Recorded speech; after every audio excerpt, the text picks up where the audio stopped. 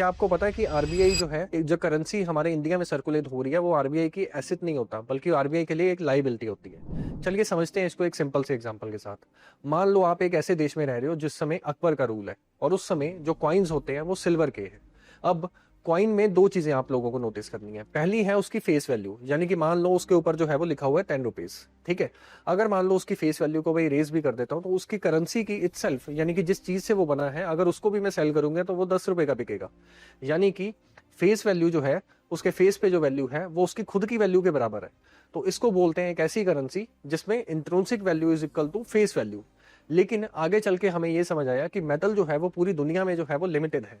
तो अगर हमने इकोनॉमिक एक्टिविटीज को एक्सपेंड करना है तो हमें और ज्यादा करेंसी की हेल्प चाहिए, लेकिन उसके लिए हम लोग मेटल्स को इंक्रीज नहीं कर सकते। तो ब्रिटिशर्स ने क्या किया, यहाँ इन्होंने पेपर करेंसी जो है वो इंट्रोड्यूस की। लेकिन पेपर करेंसी के साथ सबसे बड़ी दिक्कत क्या है? मान लो आप एक ऐसी करेंसी यूज कर रहे हो जिसमें फेस वैल्यू और उसकी खुद की वैल्यू बराबर है, और सरकार आपको बोले कि ये हमें दे दो, यानी कि सिल्वर के कॉइन्स हमें दे दो, और बदले में हम आपको क्या करते हैं, करेंसी नोट दे देते हैं जो कि कागज से बना हुआ है। तो आप बोलोगे कि अगर मैं आपको मेटल दे देता हूं तो बदले में आप मुझे कागज दोगे, तो मेरा ही लॉस है।